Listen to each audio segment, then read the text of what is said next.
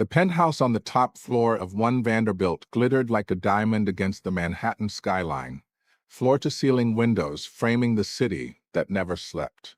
Inside, the air smelled faintly of cedar and bergamot, the scent that always clung to Damien Sterling, billionaire CEO, heir to the Sterling empire, and the most dangerously possessive husband alive. Anastasia Steele, everyone called her Anna, stood in the marble kitchen barefoot, wearing nothing but one of Damien's white dress shirts that skimmed mid-thigh. Her dark hair fell in loose waves down her back, and her cheeks were still flushed from the way he'd woken her that morning, hands pinning her wrists above her head, lips at her throat, whispering, "You're mine, baby girl." Every breath, every heartbeat. Mine to ruin.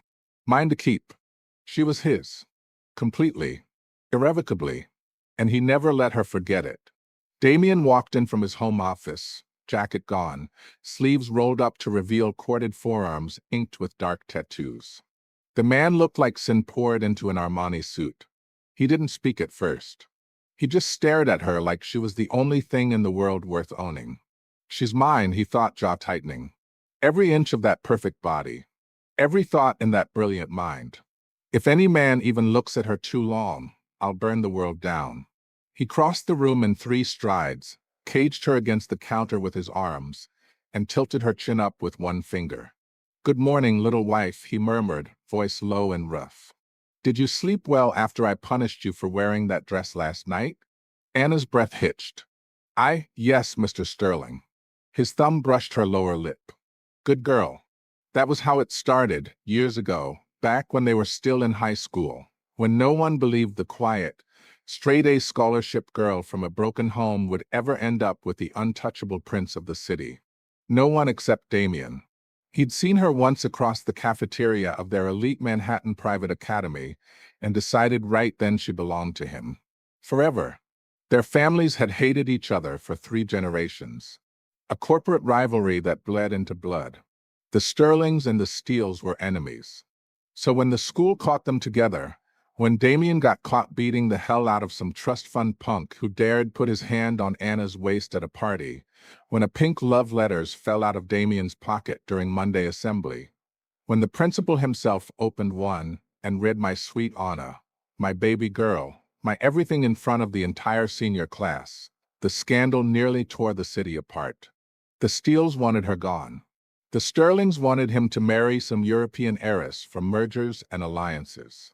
Instead, Damien dragged Anna straight to his mother's office in the Sterling Tower, slammed a black Amex on the mahogany desk, and said, "She's not going anywhere. Ever."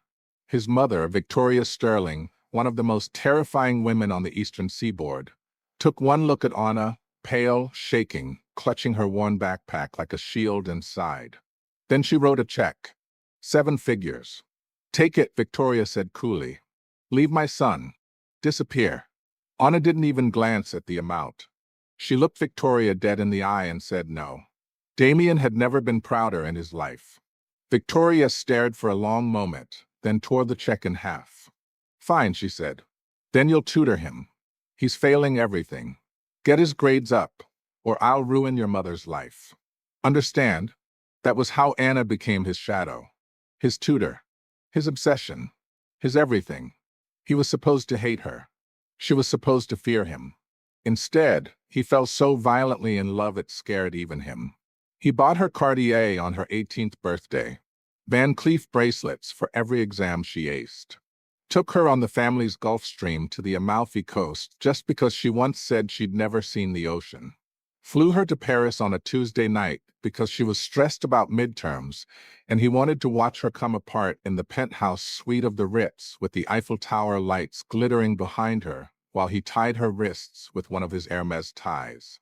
He was jealous, possessive, obsessive. Touch her and die. Every boy who looked at her too long disappeared from school the next day.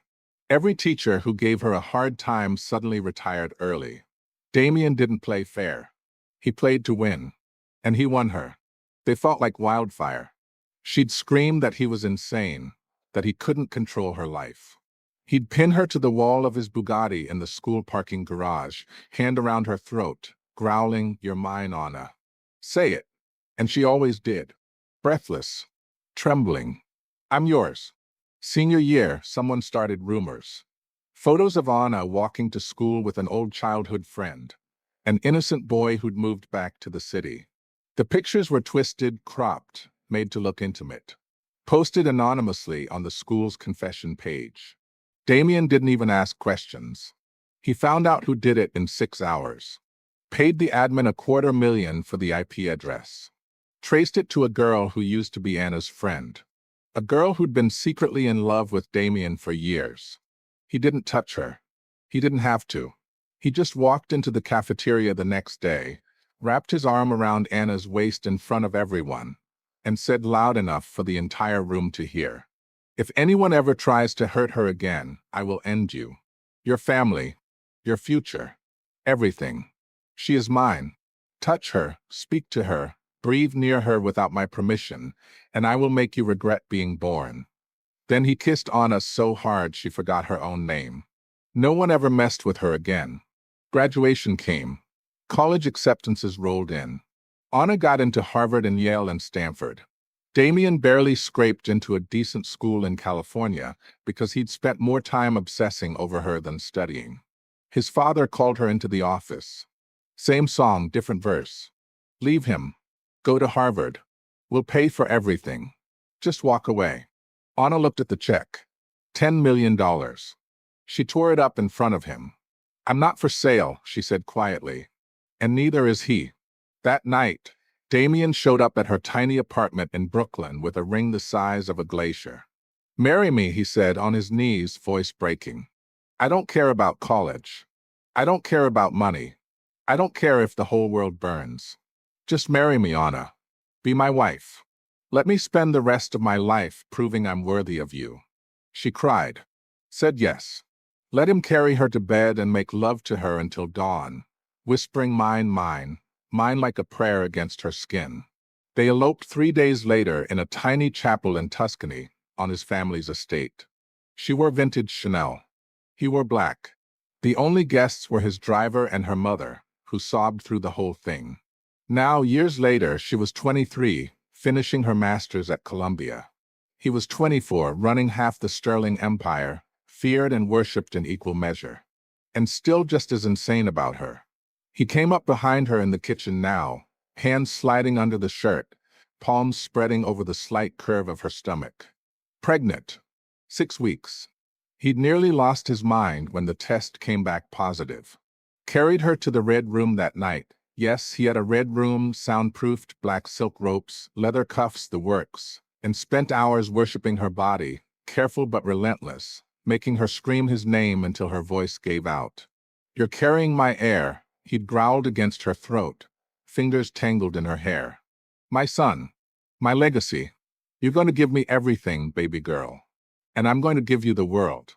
She turned in his arms now, smiling softly, fingers tracing the scar on his jaw from the night he fought 3 guys for looking at her wrong.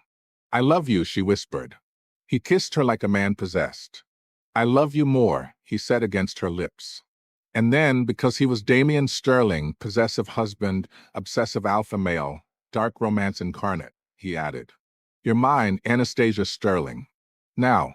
Tomorrow. 10 lifetimes from now.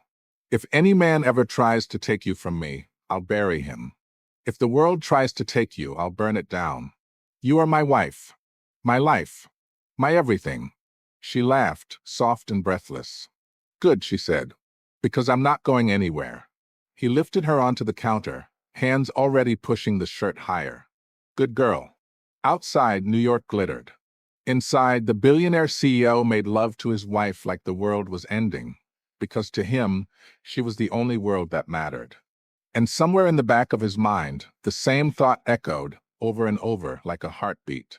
She's mine. Every breath she takes belongs to me. Forever.